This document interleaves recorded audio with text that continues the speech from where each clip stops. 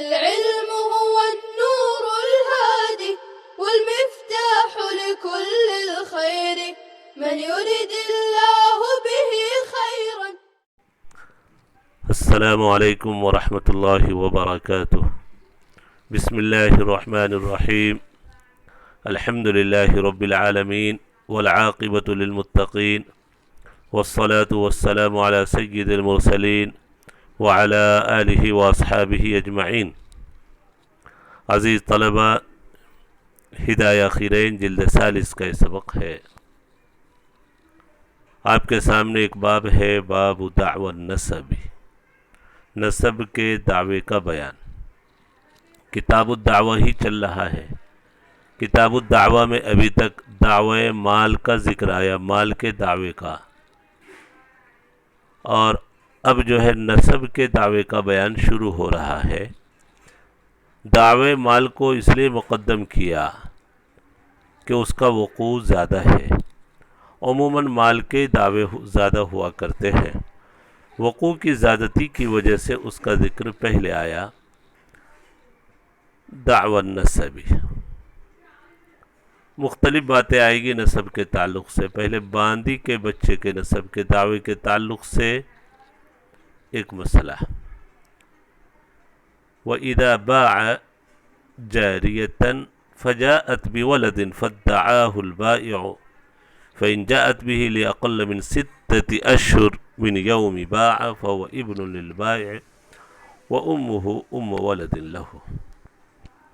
ایک باندی ہے جس کو مالک نے بیچ دیا. اس نے ایک بچہ جنا باندی نے بیچنے کے بعد. اب بائع یہ دعویٰ کر رہا ہے کہ یہ میرا بچہ ہے.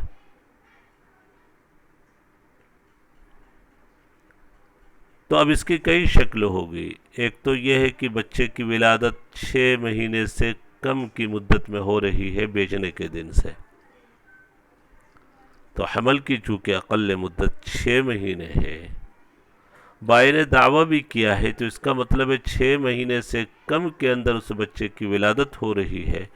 واضح طور پر اس سے یہ بات سمجھ میں آ رہا ہے جب بیچا نہیں تھا، جب باندی اس کی ملکیت میں تھی، بائع کی ملکیت میں، تب سے ہی یہ حمل ہوا ہے اور اس کا علوق ہوا ہے. بائع کی تصدیق کر دی جائے گی اور اس باندی کو ام ولد قرار دے دیا جائے گا. یہ دعوی نسب صحیح ہے اور ظاہر حال بھی گواہی دے رہا ہے کہ یہ دعویٰ غلط نہیں ہو سکتا. اس میں امام ظفر اور امام شافعی رحمۃ اللہ علیہ کا اختلاف ہے. یہ دونوں حضرات فرماتے ہیں کہ یہ دعویٰ باطل ہے بیٹے ہونے کا، کیونکہ اس کے اقرار اور دعوے میں تناقض ہے، تعارض ہے. جب اس نے بیچنے کے لیے قدم اٹھایا تو گویا یہ اقرار کر رہا ہے کہ یہ ام ولد نہیں ہے. ام ولد نہیں ہے اس لیے کہ اگر ام ولد ہوتی تو ام ولد کو بیچنا جائز نہیں ہے، اور اس نے بیچنے پر قدم اٹھایا تو اس کا یہ قدم اٹھانا دلالت کر رہا ہے کہ یہ ام ولد نہیں ہے، یہ باندھی.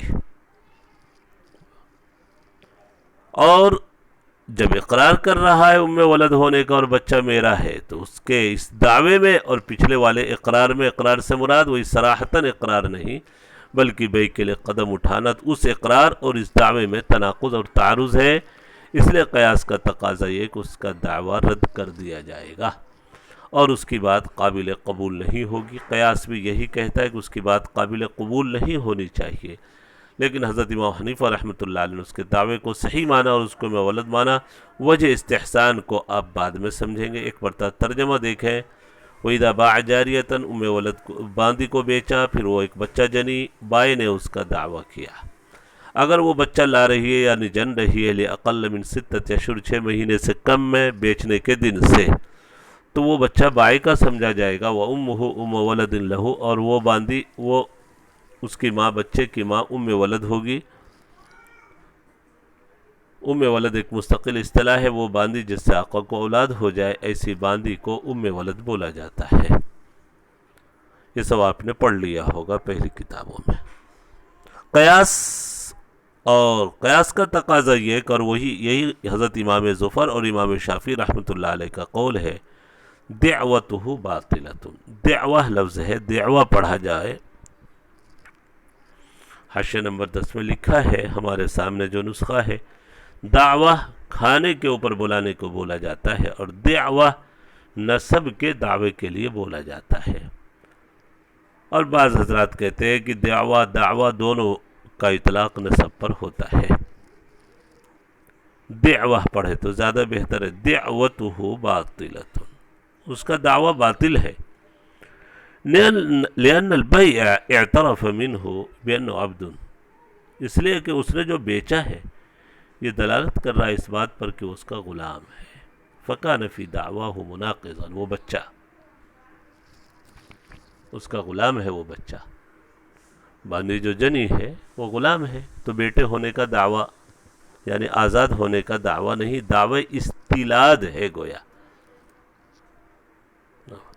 فکان فی دعواہ مناقضا، اس کے دعوے میں تعارض ہے، تناقض اس لیے کہ بیچنے کے لیے قدم اٹھایا تو وہ دلالت کر رہا ہے یہ میں ولد نہیں ہے، بچے کی ماں نہیں، اور یہاں پر دعویٰ کر رہا ہے کہ میرا بیٹا ہے، ولا نسب بدون الدعویٰ، لہذا بغیر دعویٰ کے نسب صحیح نہیں ہو سکتا۔ یہ قیاس کی بات پوری ہوئی۔ وجہ استحسان آپ نے پڑھا ہوگا حسامی وغیرہ میں، قیاس خفی کو بولا جاتا ہے اکثر، وہ پوشیدہ قیاس جہاں پر اکثر لوگوں کی عقل نہیں پہنچ پاتی ہے۔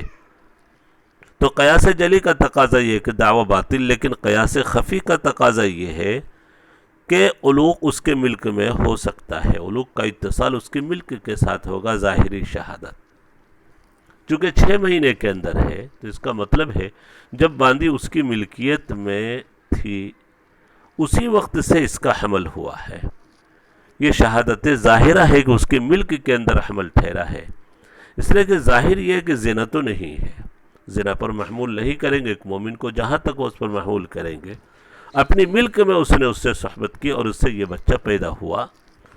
اب ایک جو امام ظفر امام شافعی رحمۃ اللہ نے کہا کہ بیچنے پر پھر قدم کیسے اٹھایا اس نے، کرے کہ نسب کا جو معاملہ ہوتا ہے، نسب کے بجائے کہیے حمل کا جو معاملہ ہوتا ہے مخفی ہوتا ہے، بسا اوقات کئی مہینوں تک حمل کی خبر نہیں ہو پاتی ہے، تو ہو سکتا ہے حمل ہو لیکن اس بائے کو اس حمل کی خبر نہیں تھی، اس لیے اس نے بیچ دیا اور سمجھ رہا تھا کہ یہ ام ولد نہیں ہے، حمل نہیں ہے اس کے پیٹ میں، چونکہ نسب کا معاملہ پوشیدہ ہوتا ہے، حمل کا معاملہ پوشیدہ ہوتا ہے، لہذا اس میں اس تناقض کو معاف کیا جائے گا،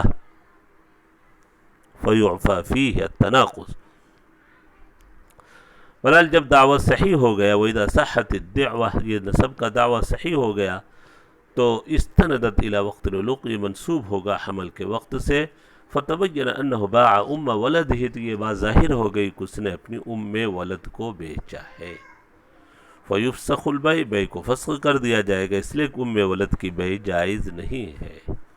بیع فسخ، جب بیع فسخ ہے تو جو ثمن لیا تھا بائع نے وہ ثمن لینا بھی جائز نہیں ہوگا، یہ بیع ہی باطل ہو گئی، اس لیے بائع مشتری کو مکمل ثمن لوٹا دے، وَيَرُدُّ الثَّمَنَ لِأَنَّهُ قَبَضَهُ بِغَيْرِ حَقٍ۔